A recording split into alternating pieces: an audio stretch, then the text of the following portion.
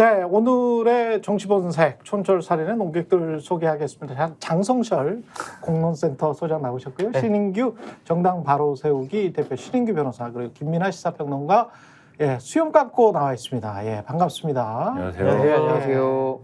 장성철 소장님은 오랜만이네요. 예, 정치본색에는. 저기 욕바지가 다시 필요하다고 해서 나오라고 해서 나왔습니다. 자, 이 사건 대북 송금 관련해서 또 이재명 당대표 기소되니까 나오니까 그래서 이제 할 말이 있어서 나온 거 아닌가 뭐 이런 생각도 들고 검찰이 기소 이유서도 아주 자세하게 쓰고 그랬었던데 네. 판결문은 혹시 보셨어요? 쭉 이제 요약된 거 쭉 봤어요. 요약된 네, 것만? 300페이지는 제가 못 보고요. 네.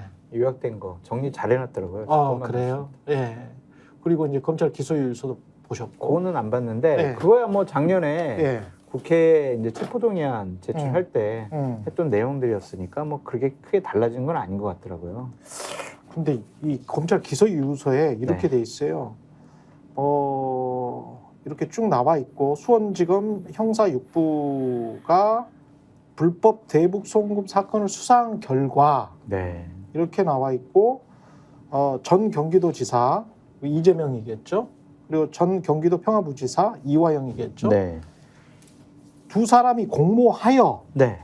이 다음에 이제 쭉 네. 네. 그들이 검찰이 주장하는 사실관계를 쭉 설명을 해놓고 네.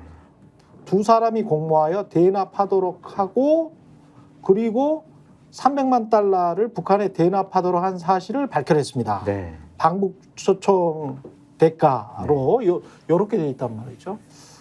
그러면 북한에 대납하도록 한 사람은 이화영과 이재명이다. 그렇죠. 두 사람이 공모를 했다. 그렇죠. 요거를 이제 뭉뚱그려서 그렇죠. 이야기를 하고 있는 겁니다. 처음에 이화영 네. 부지사 이렇게 주장을 하는 겁니다. 네. 검찰은. 예. 이화영 부지사 기소할 때도 예. 이재명 당대표랑 공모했다라는 것이 들어가 있기 때문에 이화영 부지사가 유죄 판결을 받아서 검찰로서는 당연히 이재명 당대표를 기소하지 않을 수가 없었다.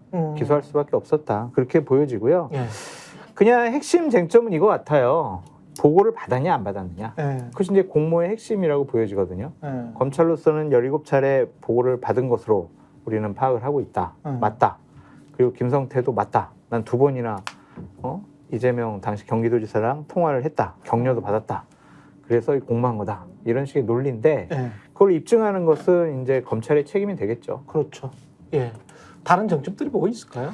근데 우선은 사실 이화영 부지사의 유죄 판결로 인해서 이재명 대표에 대한 수사 필요성이 높아진 건 사실인데 저는 이 대북 송금 그 쌍방울 관련된 사건의 시작점을 좀 알아볼 필요가 있다 이 네. 생각이 먼저 듭니다. 근데 이 쌍방울 관련해서는 이재명 대표의 소위 말하는 변호사비 대납 사건으로 시작을 했거든요. 예. 근데 대납 사건으로 시작했다가 지금은 약간 방향이 좀 엉뚱하게 북한에다가 뇌물을 주면서 제3자 뇌물을 이재명 대표가 받았다. 지금 이런 논리 구성을 하고 있거든요. 그러니까 시작과 결론이 지금 너무 많이 달라져 있다는 거는 부인하기 어려운 사실이고 원래 조국도 그러지 않았습니까? 원래 그때도 사모펀드로 시작해가지고 간 거죠. 입시 부족으로 간 거죠. 그러니까 이런 거 이제 네. 소위 말 이제 별건 수사 네. 내지는 이제 탈탈털이 수사라고 하는 건데 저는 이화영 지사의 그 판결문도 보면요.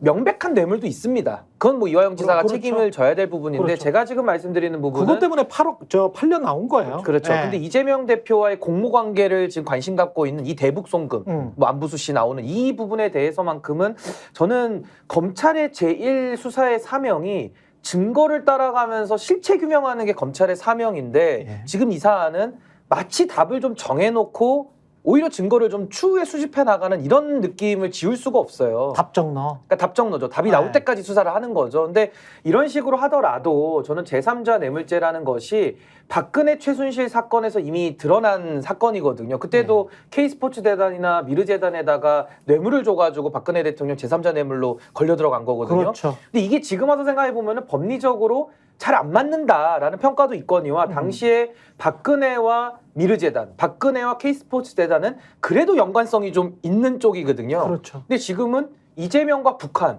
이건 좀 너무 먼 거예요, 사실은. 그러니까 이재명과 김정은의 뭐 결탁설. 내지는 이재명 대표가 당시에 경기도지사인데 예. 도지사는 자치사무 하지 않습니까? 그렇죠. 그러니까 자치단체장인데 이걸 갖다가 통일부 사무나 이런 남북관계 업무와 관련된 뇌물을 받았다라는 거는 조금은 이게 이해가 되지 않는 부분이 있어서 저는 법리적으로 따질 부분도 있고 이화영 지사 사건을 중심으로 하되 이재명 대표의 그 공모 여부 여기까지 추가적으로 더 따져야 될 것이다. 저 그렇게 생각합니다. 근데 이화영 부지사를 1심 재판부에서 그 쌍방울이 북한에 전달한 돈의 성격이 뭐냐라고 했을 때 예. 이재명 당시 경기도지사 방북을 위한 사례금이다. 라고 재판부는 판단을 한 거예요. 재판부가 판단을 했기 때문에. 근데 재판부의 판단이 이상한 게 네. 자, 이제 국정원 문건은 그거를 주가 조작용이다라고 생각을 한 거잖아요. 그러면 제가 어제부터 계속 주장하고 있는 게 뭐냐면 야, 주가 조작용인지 방북용인지 아니면 김성태 생각에는 뭐 경기도에도 이런 소리 해주고 주가 조작도 하고 나는 일반적인 기업가의 마인드로 그리고 특히 이제 그렇게 그 출신이 약간 좀 수상한 기업가잖아요, 이분은. 예, 근데 그런 어떤 뭐랄까요, 그 약간 시중 잡배스러운 마인드라면 그게 800만 불이든 500만 불이든 그렇게 거액을 북한한테 건네주면서 한 가지의 목적으로 그랬을까? 자기 이익이 하나도 없이 자기 이익이 있겠지. 당연히 있겠죠. 그게 주가 조작이라는 거는 그거는 유상증자를 통해서 또는 MLA를 통해서 뭐 어떻게 이 판사보다는 제가 그 주가 조작에 관해서 더 많이 아니까 판사가 판단한 것 중에서 좀 이상한 거 방북과 관련 저는 판결문을 봤거든요 지금 판결문을 봐서 이런 대목이 나오더라고. 이거를 자기들끼리 이제 김성태랄지 그 김성태의 부하 또는 이제 방북을 주선하는 사람들끼리 이야기를 할 때, 야, 그 지사가 오면 뭐 카 퍼레이드도 해주고 네, 플랜카드도 네, 붙이고 맞아요. 막 난리를 해줄게. 헬기도 타고. 이렇게 이제 이야기를 했다는 거예요. 그러면 정상적으로 이런 것들이 보고가 되고 이재명이랑 왔다 갔다 했다면 최소한 공식적인 통로는 통일부잖아. 아까 신인규 변호사님이 말씀하셨다시피 그러면 한국의 남북관계 업무가 그때 당시에는 네. 북한에 돈 주면 통일부에 인허가도 없이 경기도지사가 그냥 들어갈 수 있습니까? 공식적으로는 통일부에 뭔가를 했었어야지. 아니, 그러니까 통일부 그러니까 경기도가 야 KBS도 그때는 가려고 그랬거든.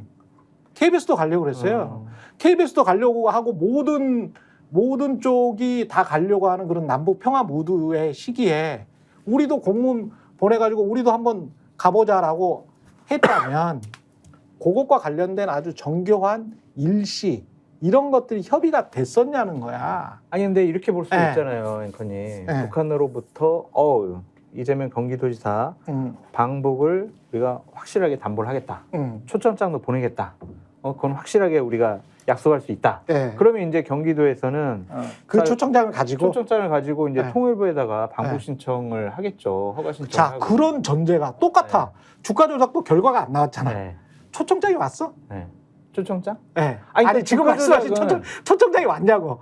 아니 안 왔죠. 초청장은 안 왔잖아. 네. 근데 어떻게 이게 빠그라진 이거를 거지 중간에 그러니까 완전히. 어떻게 그러면 왜 빠그라진 거야? 모르죠. 그건 이제 검찰서로 밝혀져야죠. 아니 근데 그거는 제가 조금 설명드리고 싶은 네. 게 이 뇌물죄라는 거는 굉장히 중한 범죄거든요. 그렇죠. 그러니까 뇌물죄라는 거는 사실 박근혜 대통령도 그 수사 사안만 들여다보면 그렇지. 매우 과했다라는 평가가 지배적입니다. 그 수사를 담당한 사람들이 윤석열, 한동훈 검찰이기 때문에 그 사람들이 당시에 직권남용 법리도 사문화됐던 거 끄집어내가지고 200명을 구속시켰고요. 박근혜 대통령의 이 제3자 뇌물 같은 경우도 상당히 좀 무리했다라는 평가가 좀 많은데 지금 이 방북 사건도 구조는 똑같거든요. 그렇다면 박근혜 대통령은 당시에 제3자 뇌물죄를 널리 양해했던 부분이 그냥 박근혜 대통령이 받았다라고 볼 수 있을 정도의 그런 긴밀성이 있는 제3자의 관계가 밀착돼 있는 관계이기 때문에 우리가 받아들일 수 있는데 지금 이 사안은 김성태 회장이 무슨 목적이든지 간에 뭐 그것도 지금 좀 더 규명이 돼야 되겠지만은 그렇죠. 북한에다가 돈을 800만 불을 쏜 거예요, 자기 돈을.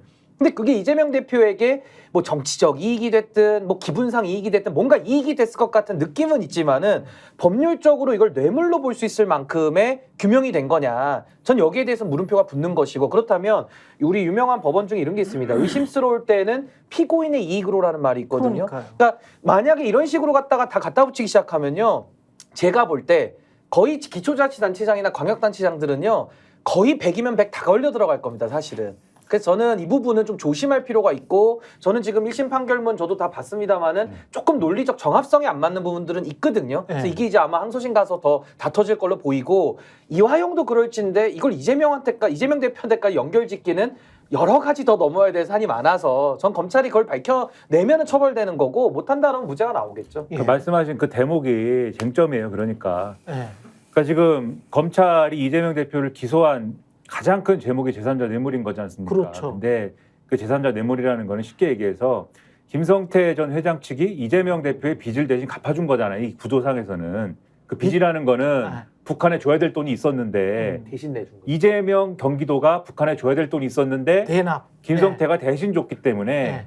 요 얘기를 굳이 하면 줘야 될 돈이 있는 즉 빚이 있는 건데 예. 요거를 대신 갚아준 거잖아요. 예. 요 구도를 얘기하는 거거든요. 그렇죠. 그리고 요게 이제 일종의 뇌물이다라고 얘기하는 건데 근데 제3자 뇌물이 성립을 하려면은 부정한 청탁이라는 게 존재를 해야 됩니다. 먼저. 예. 그렇죠. 그 원래 뇌물은 직무 관련성이 있는 상태에서 돈만 받아서 그런 뇌물인데 그건 대신 빚을 갚아준 것도 돈을 받은 거랑 똑같은 거죠. 요것만 성립돼도 뇌물인데 지금 직접 받은 게 아니기 때문에 제3자 뇌물이라는 형태를 걸은 거지 않습니까? 그런 부정한 청탁이 있어야 되는데 부정한 청탁이라고 하는 게 하려면 뭐가 있어야 되냐면 이렇게 이재명 대표의 쉽게 얘기해서 아주 단순하게 비유를 해서 빚을 대신 갚아주는 것의 대가로 예. 쌍방울이 얻을 거는 뭐냐라고 하는 거에 대해서 구체적으로 이런 걸 해주세요라는 게 있었어야 된다는 거예요. 근데 그게 지금까지 나온 얘기들을 쭉 종합을 해보면 그게 불명확한 게 한 가지가 있습니다. 예를 들면 경기도가 하는 대북 사업권 중에 뭔가를 해주기를 기대하고 그걸 요구했다는 것인지 그렇죠. 아니면 추상적으로 뭔가 이재명 대표가 대통령이 될 것을 기대하고 뭐 보험 성격으로 했다는 것인지 이런 것들이 아직까지는 얘기만 분분하고 지금 검찰이 뭘 쥐고 뭘 수사를 한다는 건지는 불명확해 아직까지. 그렇죠. 그래서 이게 실제 재판에 가면 뭘 했다는 건지가 아마 얘기가 나올 것 같은데 그것이 중요한 쟁점 중에 하나가 될 걸로 보이고 그래서 하나만 또 설명을 드리면 스마트팜과 관련해서도 북한의 쌍방울이 황해도에 스마트팜 만든다는 거잖아요. 그러면 로비를 하려면 통일부 해야 되는 거 아니야?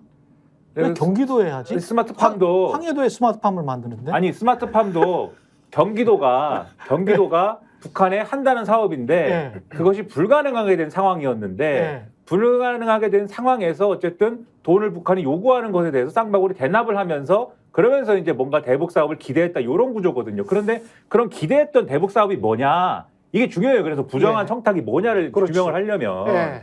그래서 요게 아마 향후에 제3자 뇌물을 따질 때는 중요한 쟁점이 될 것 같고 그다음에 또 하나의 쟁점이 아마도 어제 뭐 그제부터 계속 말씀드리는 겁니다만 결국은 이 북한 사람들한테 물어볼 수가 없고 북한에 있는 기관을 지금 압수수색할 수가 없기 때문에 요 북한에 돈을 줬다라고 하는 거는 북한에 돈을 준 의도라든가 그 당시 상황이라고 하는 거는 전적으로 쌍방울 관계자 측의 진술에 의존할 수밖에 없는 구조가 있거든요. 이 그렇죠. 사건의 경우에는. 예. 그러면은 이 진술의 신빙성이 어느 정도나 되느냐의 문제에 있어서는 민주당 입장에서는 그거를 비진술의 신빙성 문제는 계속해서 문제를 삼을 수밖에 없을 거예요. 이 어떤 변론 전략상. 지금 근데 증인 매수 의혹이랄지 이런 게 나오고 그렇죠. 있으니까. 근데 요거를 뒷받침할 수 있다고 민주당이 주장할 수 있는 일부 보도들이 있는 거잖아요. 그렇죠. 진술을 뭐 검사가 불러가지고 맞춰봤달지 진술 그다음에 세미나. 중간에 안부수라고 하는 사람에 대해서 쌍방울 측에서 뭐 오피스텔을 제공을 해가지고 그 딸. 이후에 예. 진술이 바뀌었다든지 물론 이 보도의 어떤 그러한 것들을 더 정확하게 뭐 확인하자고 주장할 수는 있겠습니다만 그런 내용들이 있기 때문에 아마도 이걸 쟁점으로 삼겠죠. 이재명 대표 측에서는. 그래서 아마도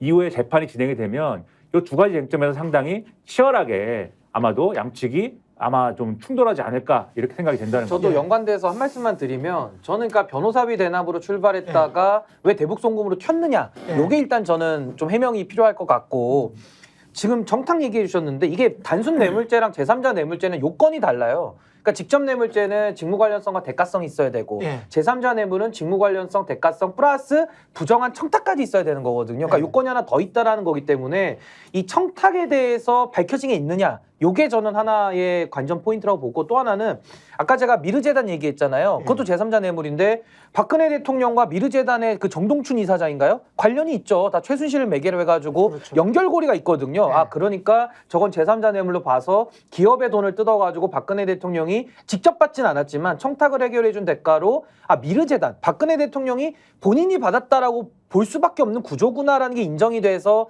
제3자 뇌물로 가는 건데 지금 이 구조에서는 북한에게 돈이 들어가서 북한이 받았는데 이걸 이재명이 받았다라고 볼 수가 있는 관계냐는 거예요. 그래서 저는 미르재단과 박근혜와의 관계와 같은 그런 연결고리가 없는 관계이기 때문에 이재명과 북한의 실질적 동일성 비슷하게 엮기가 이게 매우 좀 어렵지 않을까. 그리고 아까 말씀하신 대로 북한 사람들 불러다가 조사도 못했잖아요. 그렇죠. 그러니까 이런 여러 가지 허점들이 좀 있는 판결 아니겠는가라는 생각이 좀 듭니다. 예. 근데 1심 재판부에서 판결한 걸 갖고 뭐 여기 얘기하시는 분들이 뭐 민주당 분들도 아니고 이재명 변호사들도 아닌데 이재명 당대표의 입장을 상당히 옹호하는 듯한 얘기를 하는 것은 상당히 좀 부적절하다고 저는 생각이 들고요. 1심 재판부의 판단이 네. 불합리할 수도 있다라고 그러니까 판결문을 읽어본 입장에서는 네. 그리고 저는 이것은 이제 장성철 소장이나 이런 분들과는 관련이 없는데 한 가지 더 첨언을 해서 말씀드리자면 과거에 무슨 뭐 2심 판결이 뭐가 나왔어. 근데 그 사람이 뭐 우리법 연구회 소속이다. 고향이 어디다. 뭐 그러면서 무슨 공공일보에 나오고 국민의힘이 그런 논평을 내고 그런 부적절한 정말 그 편견적이고 그 부족주의 같은 거 있잖아요. 부족주의. 이거는 무슨 뭐 지역주의도 아니고 저는 부족주의, 족장주의라고 생각을 하는데 그런 부족주의 같은 거를 막 이렇게 부채질하는 언론들이 있고 그런 정당이 있단 말이죠. 근데 이 판사와 관련해서도 충분히 그런 게 나올 수 있습니다. 제가 말은 안 할 뿐이지. 뭐 그렇죠? 과거에 예. 뭐 행적이 있어요? 아니 뭐 그렇지만 그걸 가지고 이 판결문이 그래서 그렇게 나왔을 것이다라는 인과관계로 해석하는 과거 보수 정당이나 네. 최근까지도 그랬죠. 최근까지의 보수 언론들의 그런 무지막지한 부족주의적 착태를 안 하기 위해서 그냥 판결문만 가지고 이야기를 하는 거예요. 오늘도 그렇고 내일도 그렇습니다. 예. 하나 말씀드리면 뭐 두 분은 이제 판결문에 대한 말씀하셨지만 예. 저는 1심 판결문에 대해서는 지금 발언한 게 없습니다. 왜냐하면 1심 판결문은 판사가 판단을 한 거지 않습니까? 그렇죠. 그리고 판사가 판단하는 과정은 예. 제가 이것도 여러 차례 말씀드렸는데 이화영 전 부지사 측의 변호 과정에서의 논란이나 이런 것들이 다 반영된 거예요. 그러니까 제대로 된 변호가 아니지 않습니까? 그게 과정이라는 게 본인의 주장이나 이런 것들이 왔다 갔다 하고 난리가 났었잖아요. 그렇기 때문에 쌍방울쭉 진술의 신빙성이나 이런 게 인정되는 과정이라는 거는 판사가 심증을 형성해가는 과정이라는 게 그렇게 흘러간 나름대로 연결고리들이 있었다고 봐요, 저는. 그래서 물론 저는 판결문을 구체적으로 다 이렇게 뭐 꼼꼼하게 분석하거나 뭐 그런 상태는 아닌 것이지만 어쨌든 저런 판결도 있을 수 있다라고 보고 그리고 저런 판결 자체에 대해서 의문을 표하는 사람들의 의견도 있을 수 있다. 있을 수 있는데 네. 적어도 저는 어쨌든 그런 부분보다는 저 판결문을 근거로 해서 앞으로 어쨌든 검찰은 기소한 것이고 이재명 대표는 방어할 거 아닙니까? 예. 그 방어하는 과정에 저 판결문을 근거로 하더라도 이런 쟁점이 생길 거다. 맞아요. 요거를 이제 말씀드린 거고. 그런 말씀이고. 그다음에 판결문에 대해서 조금 더 말씀드리면 이 판결문이 상당히 이제 지금 언론에 보도된 거나 이런 것들을 종합해 보면은 어제도 말씀드리고 계속 말씀드렸습니다마는 김성태 전 회장 측의 진술이 신빙성이 인정이 된 거예요. 인정이 된 것이고 그리고 이 판결문에 등장하는 이화영 전 부지사의 혐의는 외국환 관리법과 관련된 것이 핵심이지 않습니까? 근데 그 혐의의 핵심은 북한 조선노동당으로 이 금액이 전달됐는지가 사실은 중요한 거예요. 근데 이게 됐다고 볼 만한 것도 있고 안 됐다고 볼 만한 것도 있고 하기 때문에 어떤 금액은 유죄가 나오고 어떤 금액은 무죄가 나오고 뭐 이랬던 거거든요. 예. 그런데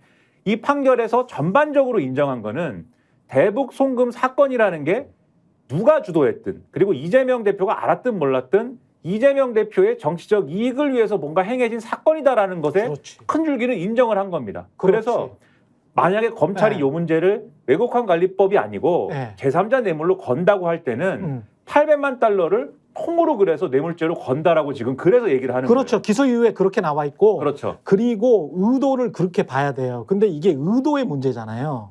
의도의 문제이기 때문에 제가 그러면 이렇게 말씀을 드려볼게요. 자, 아브레우와 윤석열은 제3자 뇌물죄가 됩니까? 안 됩니까? 그게 왜 연관이 있어요? 자, 윤석열은 대통령 지지율이 급락한 상황에서 21%인 상황에서 금요일에 석유공사를 시켜서 아브레우 측에다가 야 이거 좀 봐줘 봐봐. 이거 긍정적으로 해서 그래. 되는 거 같네. 얘기로. 아니 직접 집으로 찾아갔다며요. 네. 그리고 나중에 이제 차관 같은 경우는 야 이건 운이지 꼭 이게 과학은 아니야 이런 식으로 이야기를 하잖아요.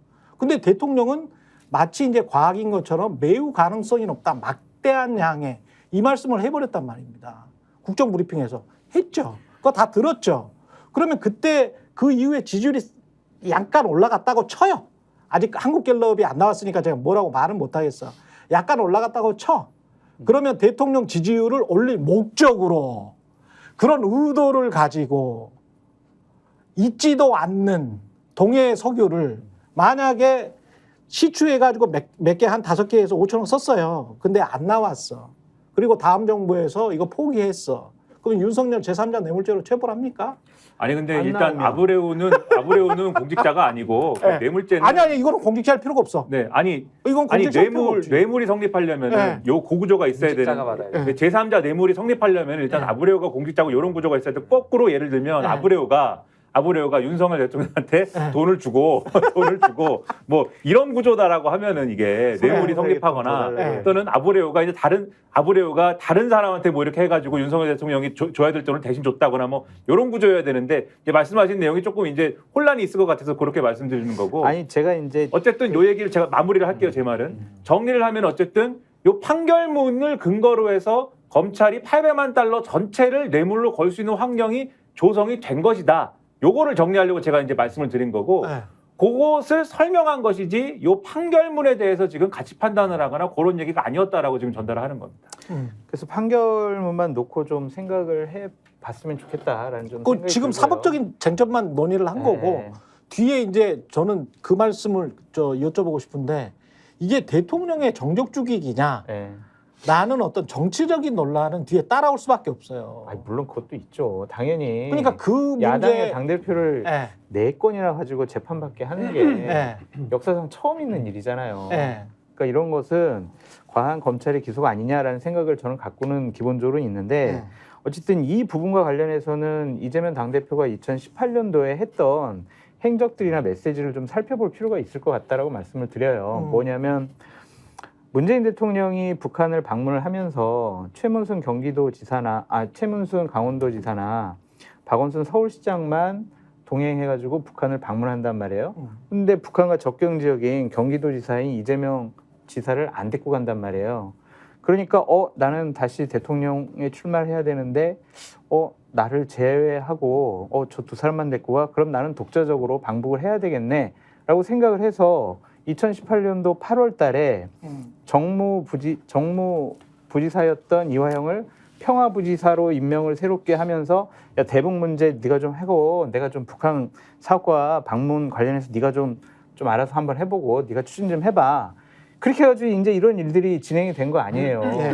그러니까 우리가 그렇게 이재명 경기도지사가 임명한 이화영 부지사가 이재명 도지사 몰래 그냥 이 방북 이걸 추진을 하고 대납도 하게 하고 보고도 안 하고 이렇게 1년여 동안 일이 진행됐다라고 보기에는 그렇게 믿기지는 않는다. 이치상 이거 말이 안 되는 것 같고 그것도 또한 주가 조작- 논리가 있어. 네, 예. 아니, 뭐 논리가 있으면 나중에 말씀해 주시고요. 아니 그것도 제 말이- 일리가 있다고. 그쵸. 예, 이건- 일리가 있다고. 그리고 아까 주가 네. 조작과 관련해서 말씀하셨는데 네. 판결문에 보면 어쨌든 주가 조작은 2018년도 4월 달에 주가 상승이 일어났는데 네. 쌍방울이 이재명 도지사 방북 비용과 관련해서는 12월 달부터 이렇게 접촉하고 방북 비용을 대납을 했다. 그래서 주가 조작과는 조금 좀 거리가 있지 않냐라고 판결문에 나왔기 때문에 그걸 가지고 우리가 뭐야 판사 판결 잘못한 거지 판단 잘못한 거지 그러면 이제 이 판결문은 의미가 없어지잖아요. 아니 사법적인 네. 논란에 관해서 이야기를 한 거고 네. 근데 그거는 충분히 이야기할 수 네, 있지. 그래서 그런 것들을 놓고 네. 보면은 이제 외환관리법 위반이라는 부분, 제3자 뇌물죄라는 부분이 이재명 당시의 경기도지사를 제외하고 이화영 부지사에게만 모든 책임을 몰기에는 여러 가지 어렵지가 않느냐 좀 그런 생각이 좀 들어요. 그러니까 이제 저도 장 소장님 말씀 들으면서 드는 생각은 뭐냐면은 이재명 대표가 그런 생각을 충분히 전 당시에 했을 수 있다고 저는 보거든요. 이제 예. 그렇다면 통일부 장관이나 통일부 관료들을 상대로 김성태랑 같이 힘을 모아서 그러니까. 로비를 했었어야 되는 그 구조가 되는 거라서 그렇지. 이 뇌물죄로 이재명을 엮기에는 그 논리가 조금 안 맞는 부분은 있는 거고. 아니 북한으로부터 확답을 아직 못 받았으니까 근데 이제 통일부를 설득할 수가 없지. 결국에는 북에 넘어가려면은 통일부의 그렇지. 허가 없이는 도지사라도 스스로 넘어갈 수는 아니 없어요. 통일부 그러면 허가가 우리가- 있더라도 아니, 북한의 네. 허가를 안 해주면 못 가잖아요. 장 소장님 이런 거잖아요. 그 부분이 하나 만약에 KBS가 네. 북한에 열린 음악회를 네, 하려고 네, 했어. 네, 열린 음악회를 하려고 하는데 네. 통일부에 알아보니까 네. 야 거기는 돈 줘야 돼. 네. 돈이 필요해. 거기 달러 귀하잖아. 그래서 이 뒷돈으로 한 100만 달러는 줘야 될 거야. 공식적으로 하는 거는 나중에 이야기를 해. 라고 해서 KBS가 그렇게 작업을 했다고 쳐. 그리고 문재인 정부 때 그게 막 이렇게 정신없이 이루어지고 그게 아주 그냥 강아지 판이었다라고 쳐요. 예? 남북 관계를 위해서. 네. 그렇다면 통일부와 뭔가 왔다 갔다 하는 흔적이 있어야 되거든. KBS도 그렇고 경기도도 마찬가지고. 왜냐면 거기에서 인허가를 내주니까. 그러면 이 작업을 진행하면서 김성태가 이 작업 800만 달러를 엄청난 돈을 주는 거잖아요. 사기업이. 그럼 이 작업을 진행하면서 이쪽으로 당연히 저는 통일부와 공식적으로 왔다 갔다 하는, 통일부는 모르게 통일부와 왔다 갔다 하는 공식적인 문서가 있었어야 된다고 보는 거죠. 그래야 재판부의 판단이 그래 당신 말은 일리가 있다. 일리만 아니고 일리가 있다. 이렇게 증거가 첩첩히 쌓이는데 네. 그 정황 증거가 아직은 좀 많이 부족하더라. 판결문을 보니까. 아니 그래서 저는요 아. 이게 대북 사업이기 때문에 저는 통일부라는 주체가 사실은 인허가권이 있으니까 아. 뇌물죄로 엮으려고 그러면은 통일부 공무원들이 문제가 되는 거지. 그렇지. 이걸 이재명 대표는 직무 권한이 없기 때문에 좀 어색하다라는 말씀을 제가 드린 거고, 전 이재명 대표 사법 리스크 아직도 전 크다고 봅니다. 저는 민주당이 이 대북 송금 사안에 대해서 뭐 특검하자, 뭐 탄핵하자 이렇게까지 나오는데 저거 매우 과도한 사법부 흔들기라고 전 보는 거고, 이재명 대표 예를 들면 위증교사 있잖아요. 위증교사 문제나 아니면 백현동 문제 이런 거는 상당히 위험해 보여요. 왜냐하면 이거는 이재명 대표의 권한에 관련된 문제에서 말 그대로 아까 통일부의 위치에 이재명 대표가 있는 거거든요. 그 상황에서 종상향 시켜주고 뭐 그 관련자들 지금 처벌받은 사람들도 있으니까 이런 부분에 대해서는 저는 법리적으로 제가 크게 비판할 소지는 없는데, 이 대북 송금 사건만은 너무 좀 어색하다. 그래서 저는 이게 주된 책임이 어디에 있냐면은 문재인 정부 때 윤석열 검찰총장 시켜서 제3자 뇌물을 박근혜 대통령한테 엄청 뒤집어 씌웠거든요, 사실은. 그러니까 그 논리를 갖다가 이재명한테 적용을 시키니까 이런 사단이 나는 거고요. 이거 단언컨대 오세훈 시장한테도 이런 거 적용시키잖아요.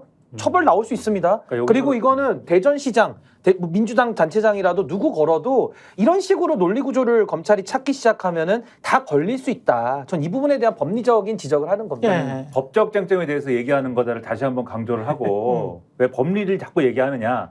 실체적으로는 이재명 대표와 그 당시에 경기도가 방북과 관련된 사업을 했느냐 안 했느냐의 문제는 이미 정리가 된 거예요. 한 거죠. 방북에 대한 마음을 이재명 대표가 갖고 있었느냐 안 갖고 있었느냐, 갖고 있었던 거죠. 요거는 확인이 이미 된 겁니다. 네. 확인이 된 건데 중요한 거는 쌍방울이 대납을 하는 요 과정에 있어서의 지금 제3자 뇌물이라는 거는 대납을 하는 것 자체의 어떤 보고나 이런 것이 됐느냐의 쟁점이 첫 번째가 아마 있을 거고, 추가적인 쟁점이 있을 거고, 요거는 1심 재판부의 판단과 이화영 외국환관리법 위반에 대한 1심 재판부의 판단과 이재명의 뭐 재판부의 판단 다를 수는 있겠지만 어쨌든 그 판단이 있을 텐데, 더 근본적으로는 요게 되려면 청탁이 뭐였느냐가 확인돼야 된다는 말씀 다시 한번 드리는 거예요. 청탁이 뭐였느냐. 쌍방울이 이재명에게 실질적으로 이익을 안기도록 하는 것으로 자기들이 받을 게 뭐였느냐. 요게 이제 청탁인데, 요게 구체적으로 뭐였느냐를 확인하는 게 법적 쟁점이 될 것이다라고 말씀을 드리는 거고, 그리고 그게 아마 지금까지 우리가 잘 주목하지 않았거나 그렇거나 또는 검찰이 아마 내놓지 않았던 새로운 사실로 나올 수도 있다. 쌍방울이 얻는 게 뭐냐. 그렇죠. 요게 이제 아마 앞으로 중요한 얘기가 될 수가 있다. 요 말씀을 드리고, 박근혜 전 대통령 사례 말씀하셨는데 박근혜 때도 사실 이 청탁이 뭐냐가 애매했어요. 그때 뭐 삼성 뭐 승계 이런 거였죠. 제일 모진 거. 근데 그거를 예를 들면 삼성 이재용 부회장 이런 사람들이 문건에다가 나는 이 승계를 위해서 이러저러한 법적인 해결이 필요하고 이런 게 필요하므로 내가 이렇게 하겠습니다라고 보고서를 낸 게 뭐 확인됐거나 이런 게 아니었단 말이죠. 그래서 그 당시 검찰이 어떤 논리를 적용했냐면 그게 그 유명한 묵시적 청탁이잖아요. 묵시적 청탁이 있었다. 그러니까 얼굴을 보고 눈빛을 교환하면서 묵시적으로 청탁이 이루어졌다. 텔레파시. 요게 이제 지금까지도 신박 태극기 부대 뭐 이런 사람들이 아니 근데 묵시적 그거는 청탁이 안정범 수첩이 있으니까. 그렇죠. 아무튼 간에 안정범 수첩이 있잖아. 묵시적 청탁이 말이 되느냐라고 막 반발하는 그 고리 중에 하나거든요. 그렇지. 그런데 요 사례가 있었기 때문에 지금 또 예를 들면 이재명 대표한테 묵시적 청탁이나 이런 것들을 적용할 가능성도 있어 보이는데 그것만으로는 아마 부족할 수 있다 이 말씀 드리는 그 겁니다. 법리를 문재인 정부하에서 윤석열 검찰이 만든 거라니까요. 아 근데 이게 이제 위험한 법리예요. 사실. 정적 죽이기라고 나서는 사람이 대선 후보가 미국과 한국에 두 사람이 있는데 이게 이재명과 트럼프잖아요. 네. 근데 이재명 사건과 트럼프 사건의 다른 점은 트럼프가 유죄 판결을 받은 그 내용에 관해서는 사람들이 잘 몰라요. 네. 뭘로 유죄를 받았는지 아세요? 몰라요. 보도가 된 거는 성관계를 가진 뒤에 입막음 뭐 돈을 13만 주고 달러 뭐. 돈을 줬다. 그것 때문에 유죄 판결 받은 거 하나도 없어요. 오. 그거는 유죄가 아니야. 네. 김성태가 뭐 무슨 뭐 돈을 줬거나 안 줬거나 간에 그건 아무 상관이 없어. 유죄 판결을 받은 거는 트럼프가 그 13만 달러를 주기 위해서 일단 야 네가 대신 줘라라고 해가지고 자기가 고용한 변호사한테 자기가 고용한 변호사 대신 줬거든. 그렇게 주고 나니까 트럼프가 있는 회사에서 회계 부정을 저질러 가지고 어떻게든 이 사람한테 13만 달러를 마련해 준 거야. 그래서 13만 달러를 마련해 주기 위한 회계 부정이 30몇 건이 있었던 겁니다. 그래서 네. 그 30몇 건에 관한 회계 부정이 트럼프가 다 지시한 거다. 트럼프가 스스로 했다. 그래서 트럼프가 회계 부정 행위로 그 혐의로 유죄를 받은 거예요. 그러면 이것도 똑같아요. 헷갈릴 게 없어요. 김성태가 뭐 돈을 줬건 뭐 어떻게 했던 간에 이재명이 어떤 행위를 해서 유죄를 받아야 되는 겁니다. 아, 그러니까 그건 이제 앞으로 재판 그렇죠. 해가지고 그러니까 이거를 양측이 보수 언론이나 검찰에서 이것도 이제 제가 아까 그 검찰의 그 기소 이유서 같은 것도 네. 읽어드린 이유가 뭐냐면 야, 누가 했어 그걸? 대납을 이재명이 했어? 아니지. 김성태가 했거든. 네. 근데 검찰의 기소 이유서가 굉장히 애매모호하게 돼 있는 거는 두 사람이 공모하야 이렇게 돼 있고 주어가 다 빠져 있어요. 대납하도록 했다는 거잖아. 누가? 김성태가. 근데 김성태 의도는 뭐였다? 이재명을 위해서, 이재명의 정치적 이익을 위해서 이렇게 퉁치는 거거든. 계속 이렇게 퉁치고 몇 바퀴 돌아봐야 이재명이 돼. 그리고 제3자의 뇌물죄가 아까 말한 직무 관련성, 대가성, 부정한 청탁 이 세 가지 요건이 성립이 돼야 되는 죄야.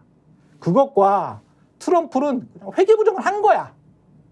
13만 달러를 대납하기 위해서 회계 부정을 지가 해버렸어. 예. 그러니까 여러 가지 그러니까 그냥 이재명 검찰이 밝혀내야 될 거는 그건데도 불구하고 그렇죠. 밝혀야죠, 그거를. 왜 거기에 관해서 핵심적으로 물고 뜯지를 않냐는 거지. 뭐- 언론도 그냥 공모해서 그렇게 됐을 거야 라고 추정해서 이야기를 하는 거고. 재판정에서 그렇죠. 그 핵심 증거를 딱 제출해가지고 딱 옴짝달싹 못하게 할 수 있는 검찰의 뭐 검찰의 주장일 뿐이다. 네, 그렇게 검찰의 할 수 있죠. 주장일 뿐이고 그거를 기소이유서에도 아주 사실처럼이 아니고 사실이다. 네. 이렇게 이제 검찰은 오만방자하게 이야기를 했던데 그거를 보수 언론도 지금 보수 언론의 그 검찰 기소이유서를 받는 보수 언론도 검찰이 그렇게 봤다 네, 한 가지만 몇 가지만 좀 정리 좀 할게요. 정도로만 그러면은 이야기를 하고 있습니다. 그 예. 정리를 해보면 네. 이재명 당시 경기도지사는 방북하기 위한 의지가 강했다. 예. 그래서 그것을 위해서 이화영 평화부지사를 임명을 했다. 그래서 이화영 평화부지사가 김성태 쌍방울 회장과 함께 이재명 경기도지사 방북을 위해서 북한 인사들과 접촉을 많이 했다.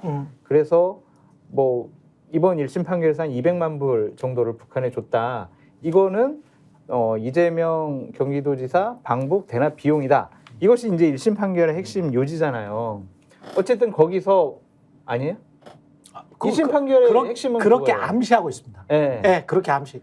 예, 본인은 판단 안 했다라고 했으니까. 아니 본인이 재판부. 재판부 판단 네. 안 한 거는 이재명 당대표에게 17차례 보고했냐 안 했냐 그 부분은 우리가 판단을 안 하겠다 이거지. 그렇지. 딴 것들은 네. 다 이제 예. 그렇게 판단한 거 아니에요. 제가 네. 처음에 말씀드렸던 예. 그 문제와 관련해서 이제 검찰에서 입증을 하고 또 이재명 당 대표 측은 나 아니야 나 진짜 몰랐어. 그거를 송호 이제 살펴보면 되지.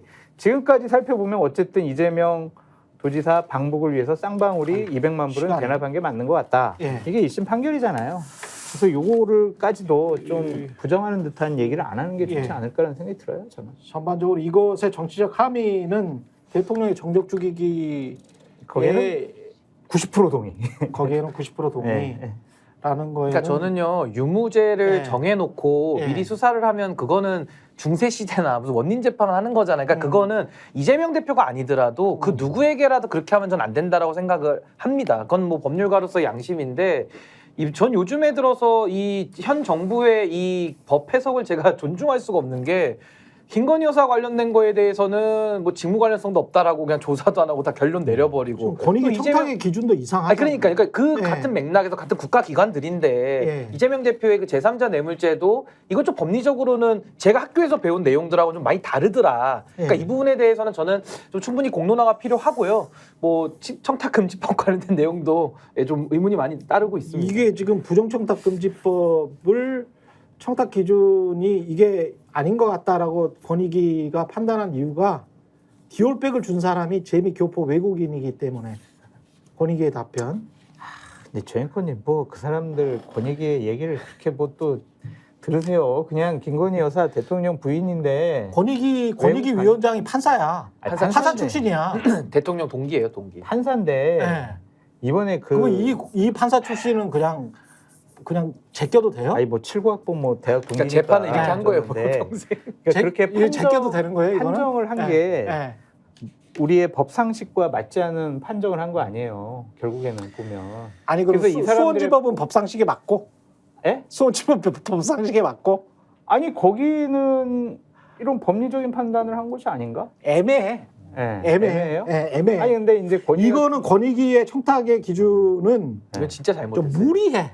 아니 그러니까 이 사람 너무 무리해 이거는. 우리 예. 사람들의 판단이 예. 말도 안 되고 법 상식과 법 감정과 예. 괴리된 부분들이 많기 때문에 예. 이 사람들의 판단을 우리가 중점적으로 의미 있게 얘기를 하는 게 좀 무의미해 보여요. 그러니까 결국에 권익위는 자충수를 무의미하다? 뒀다. 자충수를 뒀다. 네, 김건희 여사 특검에 대한 명분과 국민적인 요구가 더 높아지게 하는. 그냥 특검하자. 네, 그거지 뭐 어차피 이 사람들 봐줄 거라고 아니 생각했었잖아요. 근데 저는 그래도 권익위가 예. 부패 방지 업무하는 전담 기관이고 청탁금지법을 소관하거든요. 아, 기대하지 말아요. 아니, 근데 자기 그래도- 친구를 아니 근데 임명했는데. 권익위가 신생기관이 아니고요. 이렇게 말해도 과거부터 되는 거야. 왜? 아니 저는 무의미하다는 얘기야. 너무 과격해. 아니 근데 무의미하다는 과거부터 부패방지위원회, 국가청렴위원회 하다가 지금 여기까지 온 거예요. 네. 그래서 국민권익위원회가 상당히 큰 기관인데 그러니까요. 오늘 이제 이런 식의 권익위의 결정에 대해서 당연히 법 왜곡이고요. 매우 잘못된 해석을 한 거죠. 근데 이게 문제가 간단하지는 않은 게 이런 식으로 위법사항 없다라고 국가기관이 발표를 하잖아요. 이게 국민들한테는 영향이 있는 겁니다. 그러니까 마치 면죄부를 준 건데 왜 여기에 대해서 호들갑이냐라는 국민적 착시를 일으키기 때문에 저는 이분들이 다 법률가 출신일 뿐만 아니라 세금으로 운영하는 공기관이거든요. 근데 공기관에서 법을 왜곡한다? 저는 그래서 이분들 부패권익위법 59조에 따른 고발을 안 했기 때문에 전 이분들도 직무유기로 나중에 처벌해야 된다라는 주장까지 지금 하고 있는 거예요. 근데 어떤 영향이 있냐? 배우자는 받아도 된다. 처벌 조항이 없으니까 위법사항이 없다. 그럼 앞으로는요. 대통령도 되면은 대통령 밑에 장관, 차관, 1급, 2급 배우자들 있잖아요. 싹 다 받아도 되는 겁니다. 시계를 받든 옷을 받든 처벌할 수가 없어요. 위법사항이 없다고 하니까. 그 또 하나 외국인이 주니까 직무 관련성이 없다? 그럼 앞으로는 아브레우 같은 사람 섭외해가지고 외국인 보고 갖다 주러 가면 되겠네요. 앞으로는. 이런 생각이 바로 드는 겁니다. 그러니까 이게 외국인이 줬기 때문에 뭐 대통령 기록물이고 재미교포잖아. 선물이다. 이런 식의 해석은 거의 코미디예요. 코미디죠. 아니 저는 네. 신인규 변호사님 말씀과 같은 논리로 한 2주 동안 비판을 해왔는데 네. 소용이 없더라고요. 그냥. 할 필요가 없다. 할 말할 의미도 필요가 없고 없다? 필요도 없고 네. 뭐 해봤자 저 사람들이 들을 것도 아니고. 근데 그래서 정승윤 지쳤어요. 부위원장은 대통령의 지쳤다. 그 연수원 두기수 후배예요. 네. 그 발표하신 분은 대통령 검찰 후배. 그분은 아니, 상당히 또 두기수 다른 후배. 의미가 있다고 하더라고요. 본인은. 권익위도 네. 그 윤석열 대통령이 임명한 사람들이 절대 다수인데 그 사람들도 100% 지금 이 상황을 지금 오늘 한겨레 기사 보니까 100% 그렇다고 한 게 아니더라고요. 또 자기들끼리도 이건 너무하지 않아? 이런 분위기가 있었다. 당연히 있었겠죠. 그 안에서 예. 사표를 쓰든지 저항을 네. 해야 또 안에서. 그 이런 정확해, 신목하면 맞아. 됩니까? 맞아. 네? 누군가가 사표를 써야죠 막 안에서. 이건 나 이런 권익에 난 도저히 못 있겠다. 기자회견을 딱 하든지. 이렇게 해야지. 네. 그래서 아니 무슨 뭐 KBS에 또 뭐 사표 쓰는 사람이 어디 있어? 나라 사표 썼지. 잘 쓰셨어요. 잘 쓰셨어요. 이재석 아니, 기자. 아니 예, 재석이도 사표 쓰고. 아니 뭐 저도 거기서 사표는 안 썼지만 예, 잘렸잖아. 다 잘렸어요. 5개 다 잘렸잖아. 저는 네. 애초에 고용된 적이 없어서 아니, 근데 쓸 보수- 사표가 없는데 보수도 왜 네. 보수는 왜 잘려? 근데 가짜 보수, 참치 네. 보수. 저도 가짜. 아니 나도 사실은 보수적이랬거든. 아니 나도 보수시죠 보수. 보수는 적인데 나는 진짜 자유주의자거든요. 이 중에 저만 좌파예요. 저기만 좌파야 저기만. 여기 세수 우파. 그냥 진정한 좌파는 그래서 저기밖에 없어. 방심위에서 막 저를 좌파다 막 이러는데 사실 저는 그게 맞아서 할 말은 없더라고요. 내가 맞긴 맞는데 아니 근데 그렇게 생각해 보면 사상의 자유시장에서 네. 언론의 자유시장에서 좌파든 우파든 네. 그냥 떠들면서 국민들이 선택하는 거잖아요. 그 청취율 조사도 국민들이 선택하는 거잖아. 국민들이 선택해서 그게 말의 자유시장이거든. 그렇게 선택을 해서 아, 저 사람들 말이 합리적이구나라고 하면 그 프로그램 살아남는 거잖아. 그렇죠. 근데 그렇게 잘 살아남고 번성했던 청취율 2위까지 갔던 프로그램을 죽여버리고 그러니까요. 지금은 뭐 유튜브로 100명, 200명 본다며요. 그리웠던 최강기사. 아니 그 새로운 다크호스를 데려와서 조금 늘었어요. 아, 조금 늘었어요? 네, 그 우파 네. 유튜브 하시던 고 박사님을 데려와서 뭐 지금 몇 명이나 봅니까? 제가 숫자까지는 못 네. 들었는데 그래도 좀 그게 늘긴 했다 이렇게 하여간 말씀하는데. 그분들은 전광판을 안 보기 때문에. 네, 여하튼. 근데 권익위 얘기 제가 이제 하던 얘기를 마무리하면은 네. 그러니까 그 내부에서도 야 이거 이렇게 결론 내면 세계적 망신이야 막 이래가지고 그래서 김영 이제 이 손 들고 거수 투표를 하는데 요 사안과 관련돼서 그러면은 정말 판단을 못 하겠으면은 수사기관에 넘기자 송부를 하자. 그거 기대한 것 자체가 사치스럽다니까요. 그렇죠. 근데 제 요게 말은. 이첩이 있고 송부가 있는데 이첩은 야 이게 분명히 잘못한 게 확인이 됐기 때문에 수사기관에 이 수사를 하는 상태로 넘기자가 이첩이고 송부는 우리가 잘 모르겠어. 이거는 이게 니들이 뭐 판단해. 문제가 네. 있는지 모르겠으니까 네. 수사기관한테 판단해 보세요. 이렇게 아. 넘기는 게 송부거든요. 그렇지. 그러니까 송부라도 하면 어때? 라고 얘기한 거예요, 내부에서. 그러니까 우리는 잘 모른다고 하는 걸로 결론 짓고 지들이 모르면 어떻게 해요? 네, 수사기관한테 한번 생각해 보세요라고 넘기자고 했는데 차라리 저렇게라도 했어야지. 그죠? 근데 차라리. 그것도 그러니까 못 하겠습니다. 아. 그것도 위원장과 부위원장들이 아이 웃기지 마라고 해서 거수 투표했는데 그것도 안 됐다는 겁니다. 아니 근데 제가 법을 읽어드릴게요. 이게 부패 방지 권익위법이거든요. 네. 59조에 이렇게 나와 있어요. 6항에 권익위원회가 신고가 접수된 당의 부패 행위의 혐의 대상자가 여기 대통령도 포함됩니다. 왜냐하면 차관급 이상의 공직자라고 돼 있거든요. 네. 다음 갖고 해당하는 고위공직자로서 부패 혐의의 내용이 형사처벌을 위한 수사 필요성이 있는 경우에는 위원회 명의로 경찰, 수사처, 경찰 등 관할 수사기관에 어떻게 돼 있다? 고발하여야 한다. 고발할 의무가 있어요. 하여야 한다라고 돼 있는데 이걸 안 하고 면죄부를 줬단 말이죠. 그러니까 저는 정승현 부위원장을 비롯한 이 간부들 있잖아요. 결정에 관여하신 분들 직무유기 아닙니까? 직무유기로 이건 그렇죠. 특검에서 당연히 수사를 해야 되는 거예요. 그리고 저는 더 나아가서 지금 뭐 법 왜곡죄까지도 논의가 필요하다고 하는데 저는 법 왜곡죄 도입은 필요하다고 봅니다. 오, 아니 그래요? 수사기관이나 판검사들이나 이런 준사법기구 같은 권익위에서 법을 입맛대로 권력자들을 위해서 맞춤형으로 지금 아웃소싱 해주고 있잖아요. 이런 식으로 법을 자기들 입맛에 맞게 하면요. 정말 무서운 얘기지만 나중에는 그런 큰 로펌들 있잖아요. 그런 로펌들이 국가기관한테 지금 다 장악 들어가고 있거든요. 이제는 돈 쓰는 사람들 유전무죄, 무전유죄처럼 힘있고 돈 있는 사람들한테 맞춤형으로 아웃소싱을 해주는 나라가 되면 이 나라야말로 진짜 문을 닫아야 되는 거죠. 그래서 저는 이번에 김건희 맞춤형 아웃소싱 법 해석을 해줬는데 이거 정말 심각한 문제다. 이거는 그러니까 가벌성이 너무나도 큰 거기 때문에 지금은 법 왜곡죄가 없잖아요. 그러니까 저는 부패 방지 권익위법 59조에 따라서 저는 권익위 간부들은 전 직무유기로 처벌해야 된다. 되게 과격해졌는데요. 아 이거는 필요한 일이에요. 필요한 일. 아니, 근데 이게 지금 저 국민의힘에도 심각한 타격을 주고 있는 게 최상병 특검이든 그다음에 대통령실 수사 외압 의혹 사건, 최상병 사건이든 간에 그런 것들을 아나무인식으로 이렇게 권익이든 검찰이든 대통령이든 뭐 아나무인식으로 그냥 모르겠고 그냥 우리는 뭉치고 우겨, 그냥 예, 우겨. 그냥 지나갈 거고 나는 그냥 그렇게 우기는 거죠. 그렇게 계속 해버리니까 국민의힘이 이제 108석으로 어떻게든 정당성을 갖고 야당이 일방 독주한다는 이 프레임으로 가려면 네. 대통령실이 좀 도와줘야 된단 말이야. 그리고 다른 기관에서 하는 신용이라도 해야 돼. 권익이나 검찰이나 안 해요. 대통령실이나 무슨 뭐 대통령실에 누구 어떤 고위 관계자가 뭐 어떤 립 서비스라도 해줘야 되는 거야. 쇼라도 해야 돼. 쇼라도 해야 돼. 전혀 그럴 생각이 없어요. 그런 쇼라도 해야 그래야 국민들이 야 쇼라도 지금 하고 있고 쇼라도 하고 있는 게 아니고 뭔가 좀 진정성이 좀 보이는 것 같은데 야당이 조금만 더 참고 합의를 해봐. 이런 식으로 국민 여론이 돌아선다고. 근데 그게 아니고 그냥 뻗대기고 그냥 맘대로 멋대로 주장하고 그냥 부인과 함께 그냥 해외 다니면서 부인은 뭐 강아지랑 늘 들고 있는 그런 사진이나 보여주고 지금 어디 어디 나라 가가지고 중앙아시아 가가지고도 강아지 들고 그 사진 찍었더만요. 강아지를 선물로 줬대요. 선물로 줬대요?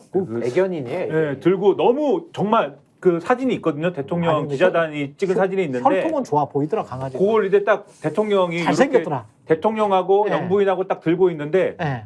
요 근래에 예. 대통령의 표정 중에 네. 내가 본 가장 행복한 표정이었습니다. 아 강아지 진짜 좋아 보여. 거기는 아마 나는 그 와 양치는 사람들이 많아가지고 그 양치 기견일 것 같은데 야 그 강아지는 좋아 보이더라. 아니, 진짜. 저도 걔는 이뻐합니다. 예. 걔는 애견인으로 이뻐합니다. 저도. 탐나더라고. 그거는 탐나. 아니 근데 지금 거기 가 있을 때냐고요. 중앙지검 그러니까. 가서 수사를 받아야 될 사람이 가가지고 개 끌어안고 있으니까 지금. 그러니까 맞아요. 이게 야당이 어떤 이 뭐 법사- 행복한 표정 보세요. 이렇게 진짜 표정은 난 진짜 요 근래 본 적이 없어요. 다 이 강아지들인데 이렇게 행복한 표정으로. 예, 네. 예쁘더라고요. 네. 걔들은 예뻐. 이뻐요. 걔들. 예. 예쁜데 이게 그러니까 전국이 운영이 안 되는 거야. 여당이나 대통령 권익이 너무 심했어요. 운영할 거라고 생각하지 마시라니까 저는 거듭 말씀드리지만 뭔가를 기대를 하지 마세요. 너무 과격해졌네. 아니, 저는- 교냈네. 아니 저는 보수 원래- 패널들이 다 어떻게 해요 이 상황을 그러면. 이거 아니, 어떻게 그럼 나는 진행을 어떻게 하라는 거야 지금? 저 원래부터 그랬잖아요. 원래부터. 아니 최강 시사에서는 이렇게 말 안 했어. 그래도 막 뭔가 근거를 뭐 대려고 했거든. 짠했기 때문에. 짠했거든. 그동안 여러 얘기를 많이 들었다 그럼 보니까 그냥 포기해? 아니 안 바뀌겠더라고요. 근데 불가능해요. 그러니까 기대를 안 하는 게 야. 나의 정신 건강에 좋다. 그래서 권익위의 그럼 화도 그런- 내지 마. 그 스트레스 받잖아요. 화내시면 혼자 힘들어요. 근데 지금 앵커님 표정보다는 윤 대통령 표정이 훨씬 좋아 보여요. 아까 그치. 개 안고 있으니까. 그래서 너무 권익위처럼 행복. 네. 판정은 예. 권익위를 해체해야 된다라는 그런 생각까지 전 들어요. 존재 가치가 없어져 버렸잖아요. 존재 의미도 없어져 버렸고 그렇기 때문에 결국에는 특검을 통해서 김건희 여사가 무슨 잘못된 행동을 했는지 우리가 제대로 조사하고 판단해봐야 그러니까 저는 한다. 대통령이 작년에 가장 좋아했던 단어가 자유. 그 다음에 뭐죠? 카르텔이잖아요. 카르텔. 예. 카르텔이라는 단어 엄청 좋아했거든요. 근데 저는요 요즘에 보면은 야 권익위에도 자기 후배들 동기들 다 갖다 앉혀놓고 검사 카르텔 권익위 있지 않습니까? 그리고 석유공사도 자기 그 대검찰청 사무국장 출신의 박공우라는 사람 갖다가 또 앉혀놓고 그렇죠. 그거 검사 카르텔 아닙니까? 자기가 하는 거는 카르텔이 아니에요? 다른 데만 카르텔입니까? 그러니까 저는 전부 싹 다 카르텔이야 사실. 아니, 그러니까 검사로 싹 다 장악하고 있잖아요. 그러니까 전 이런 식의 행태가 국가의 공기관을 지금 거의 마비시키고 붕괴시키고 있는 거예요, 사실은. 근데 장 심각해요. 소장님 말씀대로 심각해. 예, 정말 이걸 뭐 포기하는 것도 우리의 마음에 지금 드는 감정이지만은 좀 분노도 일어나잖아요. 그럼 저는 이 바로잡을 필요가 있기 때문에 이대로만 그냥 시간을 흘러보낼 수는 없다. 지금 나라가 망가지는 거를 지금이라도 브레이크를 좀 밟아야 되거든요. 그래서 저도 좀 답답한 마음에 늘 고민하고 있는데 지금 대한민국은 무너질 대로 무너졌는데 그 주범은 윤석열 대통령 중심으로 한 이 검사 카르텔 좀 더 확장시키면 법조인 카르텔 매우 심각합니다. 제가요 오늘 오면서 국민의힘 비대위 회의 보고 왔거든요. 저도 보기 싫습니다. 근데 뭔 내용 얘기 하나는 봐야 될 거 아니에요? 봤더니 못하러 봐요. 황우여 위원장 판사, 유상범 검사, 정점식 검사, 전주의 판사 무슨 법조 카르텔이에요. 여기는 모두가. 그래서 저는 이분들이 당도 장악했고 국가기관도 장악했고 심지어 석유공사까지 장악하니까 아브레오 같은 사람 들어오는 거예요 지금. 그렇죠. 나라가 망가지고 있다. 굉장한 좀 위기감을 느낍니다. 지금 웃을 일이 아닙니다 지금. 아니 굉장히 근데 저는 위기감을 느끼고 화내지 마세요. 검증을 해달라는 업체에 어떻게 석유공사 직원이 돈 내고 그 출장 가가지고 미국까지 가서 문 똑똑 두드리면서 단독주택 문 똑똑 아니, 두드리면서 요거 좀 검증해 주세요. 이게 말이 되나? 검사 아브레오- 카르텔이니까. 아브레우 말씀하셔가지고 지금 웃음이 네. 나온 건데 그 가가지고 네. 아브레우 선생님 여기 어떨까요? 미스터 아브레우. 우리 동해가- 대한 석유공사예요. 네, 동해가 어떨까요라고 말씀을 붙였는데 네. 아브레우 박사 경향신문 보도에 의하면 아브레우 박사님이 네. 그 자료를 구체적으로 보지도 않으시고 여긴 됩니다. 여기 네. 무조건 됩니다. 천공이네 천공. 네, 여기는 석유 나옵니다. 이렇게 말씀하셨다. 브라질 천공이네. 돈이 급했나? 아, 돈이 급했지. 네. 돈은 항상 급하죠. 돈이 급했죠. 네, 매출이 네. 지금 안 근데 나와가지고. 어떻게 보지도 않고 그걸 된다고 말씀을 그러니까 하시고 이게 아까 제3자 뇌물죄는 아닐지라도 이거는 그 증거 배임이에요, 배임. 이거는 배임이나 배임, 이쪽으로는 충분히 가능하겠다. 국고손실 입찰방해 이거 다 그렇죠. 걸립니다 이것도 지금. 그렇죠. 제가 이렇게 보지도 않고 무조건 된다고 말씀하시는 분이 4개 업체를 입찰을 붙이려고 했지만 하나가 응하지 않아서 3개가 붙었는데 그중에 하나로 그중에 최고의 전문가로 선정이 됐다. 그러다 석유 나오면 어떻게 하려고 그래요 지금? 그렇게 비판하다가. 예. 아니 나오면 뭐 네, 다른 뭐. 석유가 나오더라도 10년 후에 나옵니다. 근데 나오더라도 네. 절차를 제대로 밟아서 나와야지. 그렇죠. 그 과정이 이렇게 중요하죠. 무슨 개판 5분 전 비슷하게 엉망진창으로 해가지고 하면요 국가 시스템이 무너지잖아요. 그럼 그치. 앞으로는 권력자랑 친해야지 입찰 따는 거예요. 권력자랑 친해야 됩니다. 그 시스템 역풍팩을- 망가뜨린 거의 네. 대표적인 게 최상병 사건이에요. 그게 가장 1등이고. 그러니까 신인균 군사법원법의 법 시스템을 망가뜨렸고 다 군 망가뜨렸어요. 검찰, 군 경찰 다 망가뜨렸어요. 근데 군을 망가뜨린 거는 굉장히 중요한 겁니다. 왜냐하면 사병이 죽었고 그걸 조사하고 수사하던 해병대 수사단을 완전히 망가뜨려 버렸잖아요. 그리고 국방부와 위의 수뇌부가 나서서 야 다시 조사해? 그러면서 군 경찰 헌병대입니다. 헌병대. 예? 국방부 조사본부가 그 군 경찰이거든요. 그 사람들을 사실상 압력을 행사해서 망가뜨린 거 아닙니까? 그래서 그 사람들이 중간 보고서에도 이렇게 써놓고 끝에도 또 이렇게 써놓고 그게 지금 다 보도가 되고 있잖아요. 사실은 우리 외압 때문에 이렇게 어쩔 수 없이 썼어요. 라고 써놓고 공수처에서 또 진술까지 하잖아. 네. 그게 JTBC 네. 보도를 통해서 다 나온 거 아닙니까? 네. 그러면 이거는 사법 시스템, 군 사법 시스템을 망가뜨린 자가 누군가? 무엇을 위해서? 로비 때문에 누구 말을 듣고? 이게 지금 남아있는 쟁점이거든요. 근데 거기에 윤석열 대통령이 딱 걸립니다. 딱 걸려. 윤석열 대통령 아니면 이런 무도한 겁이 없는 짓을 할 수 있는 자가 누굽니까? 없지. 국방부 장관도 살 떨려가지고 벌벌 떨면서 박진희 참모랑 해병대 사령관이랑 왔다 갔다 하면서 계속 걱정하는 게 직권남용만 걱정하는 거잖아요. 야 이렇게 되면 직권남용인데 이것만 걱정하는 거잖아. 윤석열 대통령에게 불똥에 안 튀기 하기 위해서. 아니 본인들의 직권남용. 본인 것도 그렇고. 본인 국방부 장관도 그렇고 해병대 사령관도 박정훈 대령한테 물어봐요. 내가 이첩 이거 중단 지시 내리면 어떻게 되지? 라고 하니까 고려대 법학과 박사 출신인 박정훈 대령이 그렇게 이야기하잖아요. 직권남용 됩니다. 안 하시면 좋겠습니다. 네. 그러니까 해병대 사령관이 알겠어. 이 대답밖에 못하는 거예요. 그러니까 3스타 국방부 장관 그다음에 국방부에 있는 참모들 전부 다 책임 회피네요. 전부 다 비겁한 모습. 책임 회피하면서 직권남용만 걱정을 하고 있어요. 그리고 대통령실의 참모들은 대통령실의 말이라고 믿겨지는 것들을 전달을 해. 맞아. 그러면 직권남용한 사람은 누구야? 대통령이지. 그렇죠. 근데 이게 좀 이제 어제도 보니까 네. 그 조국 혁신당의 박은정 의원 있지 않습니까? 그렇죠. 검사 출신의 예. 법사위에서 이제 공개한 자료가 있는데 이종섭 장관이 윤석열 대통령하고 통화를 한 8월 2일 그 다음 날인 8월 3일에 통화를 누군가하고 했는데 그 통화 내용 중에 고석 변호사라는 사람이 있더라. 이게 있어요. 고석이 용인 병인가 나왔죠. 그렇죠. 나왔다 떨어지신 분인데 예. 군인 출신. 그게 그 전에 그 기억하실 텐데 그 박정훈 대령 변호인 중 한 명인 김정인 변호사가 그 박정훈 대령을 항명죄로 구속 수사하고 뭐 이렇게 밀어붙인 사람이 지금 군 외에 있는 육사 출신의 어떤 사람이라고 하더라. 윤석열 대통령하고 친분이 그게 있는. 고석이에요. 그렇죠. 예. 그 얘기를 했었잖아요. 고석을 지칭한 거야. 그렇죠. 그 얘기를 사실은 저도 이전에 들었는데 예. 공개적으로 언론에 안 나왔기 때문에 얘기를 공식적으로 안 했는데 그 자료를 법사위에서 통화 기록이 있다를 공개했어요. 이종섭 전 장관하고 통화 기록이 있고 그게 윤석열 대통령의 8월 2일 날 이종섭 전 장관하고 전화 통화를 한 바로 다음 날 고석 변호사하고 통화를 했다.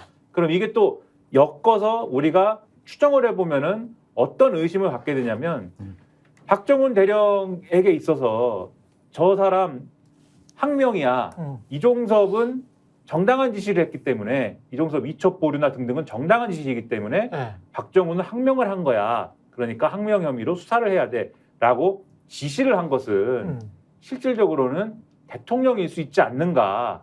그 부분을 확인해야 되지 않는가라고 하는 의혹이 있었는데 그거에 근거를 또 제시하는 하나의 고리인 거잖아요, 이게. 그렇죠. 그래서 이게 국회에서도 또 이런 보도를 통해서도 다시 한번 확인됐다. 이런 것들이 심각한 거예요. 그 두 번째는 누구의 말을 듣고 이런 행위를 한 것인가? 뭐 기자회견도 다 취소하고 우리 이첩 다 알잖아요. 해서 이 다 아는 게 그게 누구의 행위인가? 누구의 말을 듣고 이게 두 사람인 거예요. 결국은 의심하는 게 한 사람은 금융계 인사, 한 사람은 이 고석. 근데 둘 다 특징은 정식적인 참모 라인에 없습니다. 그렇죠. 그 이모 씨 얘기하는 거예요? 예, 이모 씨와 고석은 정식적인 참모 라인은 없잖아. 그러면 이게 지금 박정은 의원이 밝혀낸 요 이종섭과 고석의 통화 내용이 무엇이고 고석과 혹시 대통령이 통화를 했다면 고석은 무슨 자격으로 국방부 장관에게 이런 조언을 했으며 이종섭은 왜 고석의 말을 들었는가? 대통령과 친하니까 그랬는가? 그러면 이거는 이게 국정농단이죠. 더한 일도 많아요. 이거 가지고 너무 화내지 마세요. 아니 이거는 최상병의 죽음과 관련된 거니까 더한 일도 많아요. 더한 일도 많아. 아니 그러니까 민간인들이 개입을 이렇게 국정에 해도 되나? 안 되죠. 국가안보실도 있고 있잖아요. 그러니까 대한민국은 이제 법치 국가가 아닌 거죠. 그냥 네. 윤치 국가죠. 윤치 국가. 아니 이거는 나라가 심각한 겁니다. 그러니까 저는요. 윤치 김치 국가 국가 맞아요? 같은데 김치 국가 아니에요? 김치. 네. 하여튼 근데 저는 정말 대한민국이 민주공화국이라고 헌법에 쓰여 있고 우리가 근대국가 되면서 헌법에 의한 통치를 하지 어느 한 개인을 숭상하지 않잖아요. 근데 지금은 헌법에 의해서 권한을 부여받은 자가 자기 마음대로 지금 통치권을 행사하니까 이거야말로 명백한 헌법 위반이잖아요. 근데 이런 거를 지금 국민들이 뭐 지금 더 일어날 수가 없다 보니까 다 지금 묵과하고 있고 참아내고 있고 견디고 있는 건데 이 어디까지 손바닥으로 하늘을 가리겠습니까? 이게 국가 시스템이 무너진 게 저는 단적인 얘가 지금 대통령 해외 순방에도 나타나고 있거든요. 그러니까 지금 비보도를 전제로 막 해가지고 말씀드릴 수는 없지만 하여튼 대한민국의 안보가 뚫릴 만한 일들이 너무 많이 벌어져가지고 큰일 났다라고 말씀드릴 수밖에 없어요. 또 민간인 탔어요? 아니요, 그게 아니라 하여튼 더 심각한 거. 더 심각한 심각해요? 일이 벌어져가지고 정말 근데 안 봐도 비디오예요. 저도 듣지는 못했지만 그럴 것 같아요. 근데 너무나 큰 일이 많이 계속 대통령 이 구도 정치적인 것만 한번 이야기를 짧게 하고 끝냅시다. 네. 이 구도로 192대 108로 네. 계속 해. 어떤 법이든 발의해. 나는 무조건 거부권 행사할 거야. 네. 이게 3년 동안 이렇게 하면서 버틸까요? 어떻게 해드리라고 싶습니까? 버틸 수 있다고 생각하는 것 같아요, 지금은. 그렇죠. 네. 네. 그러니까 저런 모습들을 보이고 있는 거죠. 아, 그러니까 저는 민주당이 좀 국회 내에서 과한 행동을 하고 있다고 비판하고 있는 입장이거든요. 그렇다고 집권여당인 국민의힘이 보이콧 할래. 우리는 상임위원장 이거 선출도 안 할래. 우리 뭐 상임위 관련한 여러 회의 다 보이콧 참여 안 해. 집권여당이 맞아요, 이게? 말도 안 되는 일이 지금 국회에서도 벌어지고 있잖아요. 왜 그러겠어요? 그럼 용산이 그렇게 생각을 하니까 그러는 거예요. 대통령 김건희 지키기 위해서 그렇게 봐야죠. 아니 우도를 이재명이 방북령이라고 우도를 봤으면 이것도 대통령 김건희 지키기 위해서라고 볼 만한 충분한 정황 증거가 있는데 이거는 나 진짜 정말 어제도 너무 많은 얘기를 들어가지고 진짜 네. 너무 창피해가지고요. 어쩔 네. 줄을 모르겠어요, 정말. 그래요. 정말 그래서 네. 오늘 우리 최 앵커님, 신인규 변호사님, 김민하 평론가님 막 윤석열 정권 권익위 막 비판하는 거 저는 120% 동의를 하는데 쓸데없다. 아 그래봤자 소용없겠구나. 국민들이 다 일어나야죠 그러면. 저는 그 소용없겠구나. 3.5% 법칙이 있거든요. 네. 전 유권자의 네. 3.5%면 한 180만 명 됩니다. 그렇죠. 이 180만 명이 들고 일어나면요. 평화적으로 정권을 이양시킬 수가 있어요. 그러니까 저는 그렇게 된다 그러면은 과거에 우리가 고생했던 그 박근혜 대통령의 그 안타까운 그 과거 전례가 있습니다만은 네. 그런 대통령이라고 한다면은 저는 뭐 더 이상 윤석열 대통령 개각천선할 전 가능성이 없다라고 가능성 확신하거든요. 없어. 그러면 네. 그럼 국민들 180만 명이 일어나는 수밖에 없는 거예요, 제가 볼 때는. 아니 그래서 제가 국민의힘 아, 쪽 심각한 관계자들을 만나면 예. 항상 이 얘기를 해요. 이제 윤석열 대통령은 포기해라. 음. 윤석열 대통령은 빼놓고 보수 우파를 다시 리셋해라. 또 검사 출신 안 칠 거 아예 아니야? 안 돼요. 그럼 그것도 안 돼요. 또 검사 출신 안 치려고 안 된다니까요. 그거는 또 검사 출신일 거 아니야? 그러니까 안 돼요. 그래서 만약 당신들이 윤석열 대통령 보고 같이 끼고 가면은 네. 지방선거, 대선, 총선 네. 다 진다. 당신들은 정치적 기반이 없어져 버린다. 그러니까 빼놓고 리셋해라. 그랬더니 그거에 대해서 부정하는 분들이 없더라고요. 컴퓨터를 잘하는 사람이어야 되지 않을까요? 네. 컴퓨터를. 누구? 저도 컴퓨터는 좀 하는데. 마지막으로 이준석. 저 최수근 해병의 어머니의 편지 짧게 읽고 끝내겠습니다. 네. 고 최수근 엄마입니다. 저는 늦은 나이에 결혼하여 남원과 서울 신사동에 있는 산부인과를 왕복 8시간 다니며 어렵게 아이를 가져서 2003년 1월에 저희 아들을 출산하였습니다. 버스를 타고 다니면서 장시간 차를 못 타 멀미를 해가며 힘들어서 울기도 많이 울고 어렵게 출산해서 병실에서 너무나 좋아 행복함에 뜬 눈으로 아이만 쳐다보며 아침을 맞이했습니다. 어렵게 얻은 아이라 더없이 행복했고 모든 게 새롭고 세상이 달라 보였습니다. 그런 우리 아들이 하늘의 별이 되어 저희는 모든 것이 무너졌고 멈춤이 되어버렸습니다. 그날 물속에 투입을 시키지 않아야 될 상황인데 투입을 지시했을 때 구명조끼는 왜 입히지 않은 채 실종자 수색을 하라고 지시했는지 지금도 의문이고 꼭 진실이 밝혀지길 바랍니다. 저희 아들은 아토피가 있어 수영도 못하고 해병대 훈련 받을 때 몇 번 강습 받은 게 전부인 것으로 압니다. 수영 여부를 확인했는지도 궁금합니다. 지금도 돌이켜보면 끝까지 해병대 간다고 했을 때 말리지 못한 것에 대한 안타까움이 큽니다. 어떻게 얻은 아이이고 얼마나 자존감이 높은 아들이었는데 안일한 군 지휘관들의 행동으로 인해서 저희 아들이 희생되어 힘듦과 고통 속에 살고 있습니다. 전 다른 것 바라는 것 없습니다. 누가 7월 19일 날 유속도 빠르고 흙탕물인데 왜 물속에 투입시켜 실종자를 찾게 했는지, 그리고 그 상황에서 장화를 신고 들어가 수색을 하게 했는지, 장화 속에 물이 들어가 걸음이 더 힘들다는 생각은 하지 않았는지요. 밝혀주시기 바랍니다. 그 원인이 밝혀져야 저도 아들한테 미안한 마음이 없을 것 같습니다. 네, 여기까지 하겠습니다. 정치본색 내일도 오전 10시 50분에 돌아오겠습니다. 고맙습니다.